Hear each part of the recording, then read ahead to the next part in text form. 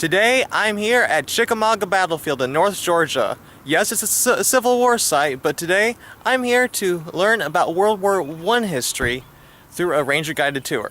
That's coming up next.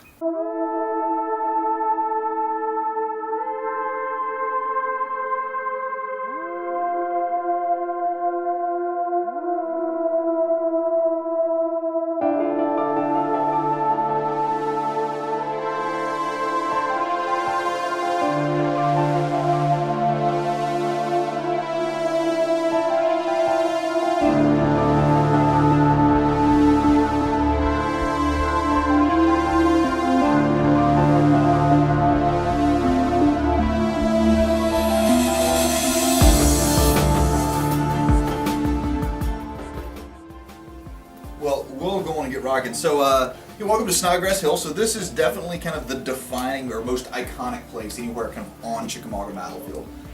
When the Union Army is routed on September 20th, 1863, this hill is kind of their last stand, so to speak. And so the Union Army kind of puts up stiff resistance here, and even though they lose the battle, they're able to kind of save the army to go on and fight. So this is the most iconic place, but this is on the battlefield, but this is also the place where to me, it has the most kind of controversial, maybe isn't the right word, but the most convoluted story in terms of battlefield preservation. So because it's the most iconic, you would think this is the place that's kind of the most, we're going to protect that no matter what. In fact, this is the place that gets torn up the most. Because of its relative proximity to Fort Oglethorpe and Barnhart Circle and the barracks that we saw earlier, this is a space where the fields of the Snodgrass, near the Snodgrass cabins, the place where they say, all right, well, we're going to tear this up, absolutely. The defining thing in France and the battlefields of Western Europe is, at this point, is trench warfare. And so the Army kind of realized, we need to prepare our guys for life in the trenches. We'll do that on Chickamauga Battlefield. We'll do that at Snodgrass Hill. And so the field that's on the back side here is crisscrossed with trenches. We'll kind of pass this picture around. This is a photograph taken from the bottom of the hill, just out this window here, kind of looking up. The cabin itself is kind of actually right over here in the trees. You can't quite see it in the picture, but it's back over in the trees there. And you can see these huge, like 10 foot deep trenches. They're using this to prepare soldiers for life in the trenches. Kind of pass that around if anybody's interested. Got another image here. This is from the U.S. Army Signal Corps. This is a photo from the summer of 1917, although it was printed in February of 18. And it's, again, you kind of see they're doing, getting ready for life in the trenches. This is a group of guys eating lunch in the trench right out back here in the field. You see just how big of a hole in the ground that is. And the thing is, that's more than a big hole in the ground. That is, once you put a shovel in the ground out on a place like Chickamauga Battlefield, you have forever altered it. You can't go back. There is no going back. You can put the hole back in the ground, but the place is forever changed. And that is something that today, when we look back at it in 2017, we think, how could you ever think about doing that? If you were to walk up today and walk around the park today with a shovel slung over your shoulder, you will probably have law enforcement following you around within about 10 or 15 minutes. What are you doing? Because our mission is to preserve this place. The War Department's mission was to preserve the nation. That may cost us this place. That may mean 6 miles of trenches get dug out here, many of them crisscrossing this field at the bottom of the hill. That may mean let's fire machine guns and all sorts of stuff all over this battlefield to train guys. That may mean build barracks and tents all over the place. But the story here at Snodgrass Hill is a great transition. Talk about after World War I. So after World War I, the War Department says, well, we probably shouldn't have torn up the battlefield. So they actually come out and begin the process of filling in all of these trenches. They put the dirt back in the ground. Now it's forever destroyed, forever altered. We can have a little more than a restored landscape as opposed to a preserved landscape, which is a slight difference. But you think, all right, great, we're never going to make that mistake again. You would be wrong if you thought that.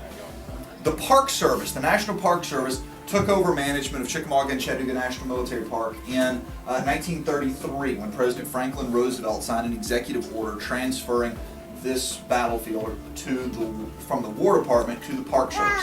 Park Service, That's my agency, right? We're a preservation agency. We aren't going to let you dig trenches out here. We aren't going to let you build barracks out here. We aren't going to let you have machine gun ranges out here.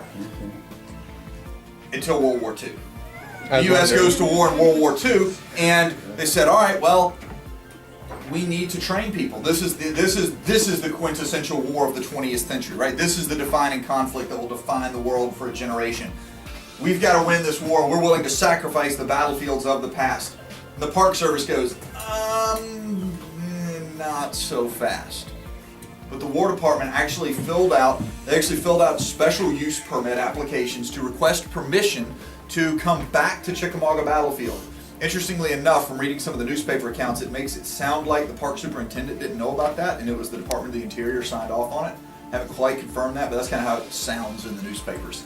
But the Department of the Interior authorized in midway through World War II, authorized the Army to lease 25 or more acres of Chickamauga Battlefield centered around the Snodgrass Hill sector for use by the military again. And they began constructing at the base of the hill, so just out this window, kind of right out that corner.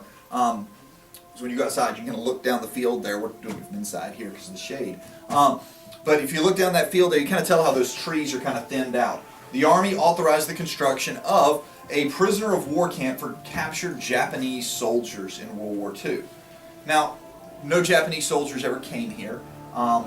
They kind of quickly converted and said, we're not going to put Japanese soldiers in here, but that's what was originally built, and we're going to put German prisoners. So if you can kind of imagine Nazi prisoners of war on Snodgrass Hill in 1943 and 1944, that's kind of one of those things like, whoa, wait, what, really? But they're not here long. Those prisoners get moved up into Fort Oglethorpe proper, up into what's now the town, but the Army still kind of has this lease on Snodgrass Hill, again, the most iconic place on the battlefield. And they said, we're going to take all those structures and things we started to build for the prison camp, and we're going to turn that into the Women's Army Corps training facility. And so large numbers, thousands of young women joined the Army during World War II and trained here on Chickamauga Battlefield. And trained, and many of these women end up going overseas. Many of them are, matter of fact, if I remember I don't remember their names, but the first two women to be awarded the Purple Heart during World War II for kind of injuries sustained on a battlefield were women who had trained here at Chickamauga, right at the bottom of this hill, right out the window there. When World War II was over, the War Department said, well, we would like to keep Snodgrass Hill. So think about this for a second. You're in the iconic place on the battlefield, and this is inaccessible to the general public. And the War Department's saying, we want to keep it inaccessible. We want to continue to have this be training facilities for people, training schools moving forward into the 20th century, throughout the 20th century. Thankfully, from our viewpoint anyway, from my viewpoint, the Park Service wouldn't go along with that, and shortly after World War II, this all reverted back to the park, and they started the process of restoring the landscape, but they could never fully restore it. We can't see those trenches they dug in 1917 out here. They're gone. They got filled in.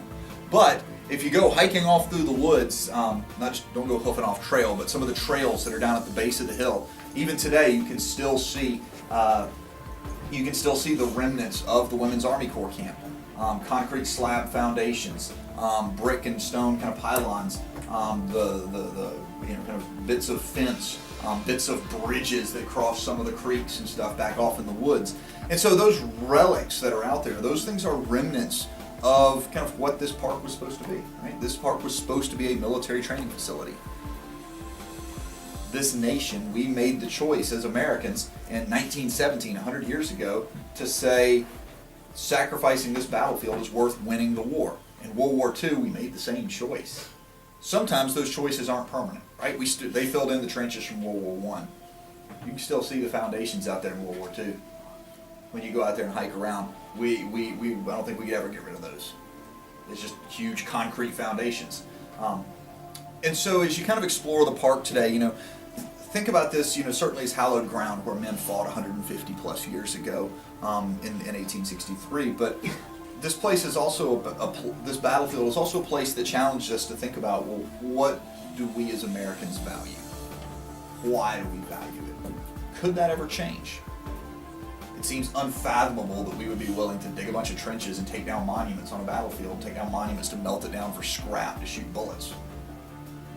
But that's what we were doing within the lifetimes of people who are still running around the park. Who knows what the next 75 years will bring? And ultimately, that's going to be choices that are made by the next generation of Americans. What will we do with this place? How will we preserve and restore this landscape? So as you explore the park, kind of think about that. What choices would you make? What choices would you be willing to make here?